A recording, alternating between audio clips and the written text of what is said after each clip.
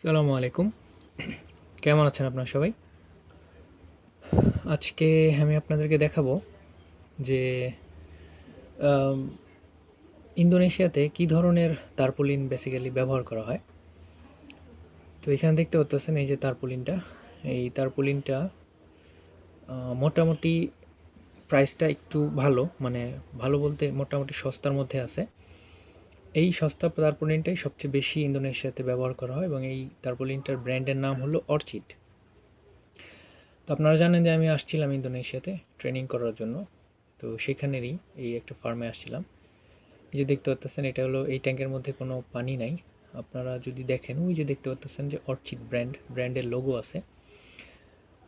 তো এই ধরনের তারপুলিনটা বেসিক্যালি থিকনেসটা মোটামুটি ভালো, 550 জিএসএম থেকে মোটামুটি 700 জিএসএম, 750 জিএসএমের মতো হয়। বাকি এখানে যে জোর, তারপুলিনেতে যে জোরটা লাগানো হয় এই জোরটা খুব সূক্ষ্মভাবে লাগানো হয় এবং জিনিসটা অনেক দিন লাস্টিং করে। আমি যদি আপনাদেরকে আরও কিছু দেখাই, এখানে দেখতে পাচ্ছেন মাঝখানে তো দেখতেই পাচ্ছেন যে ওখানে যেই আমাদের যে আউটলেটটা কীভাবে লাগানো হয়।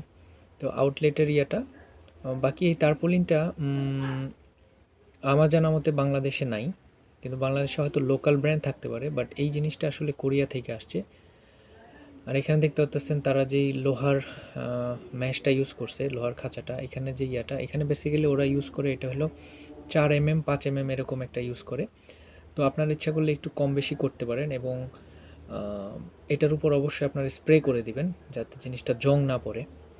আর বাকি একটার থেকে আরেকটা যে গ্যাপটা মোটামুটি ওরা 4 থেকে 6 ইঞ্চির মতো রাখে। নিচে দেখতে পাচ্ছেন পাথর দিয়া জিনিসটাকে ইয়ে করে দেওয়া হয়েছে, পাথর বসানো হয়েছে যাতে জিনিসটা খুব একটা সমস্যা না হয়।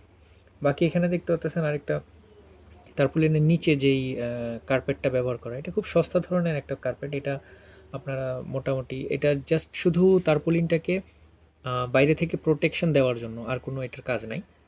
তো এটা আপনারা সস্তার উপর যেগুলো পান ওইগুলো ব্যবহার করতে পারেন, কোনো সমস্যা নাই।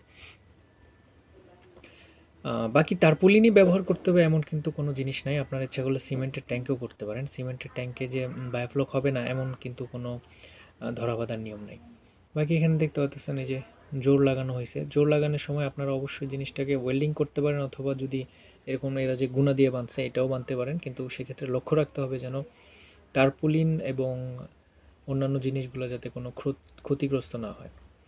এখানে দেখতে পাচ্ছেন এই যে ওরা যেই কার্পেটটা, খুব সস্তা ধরনের কার্পেট এরা ব্যবহার করছে বেসিক্যালি। তো আমরাও ইচ্ছা করলে ব্যবহার করতে পারি। এখানে দেখতে পাচ্ছেন পুরো কার্পেটটা দেখা যাচ্ছে।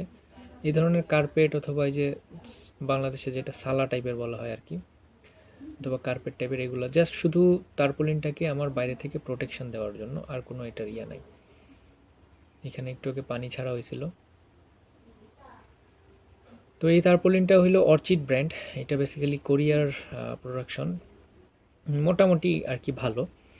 আর অরিজিনাল যেটা মানে সবচেয়ে ভালো সেটা আসলে জার্মানি থেকে হয়, কিন্তু কোরিয়ারটা এখানে খুব সস্তায় পাওয়া যায় ইন্দোনেশিয়াতে।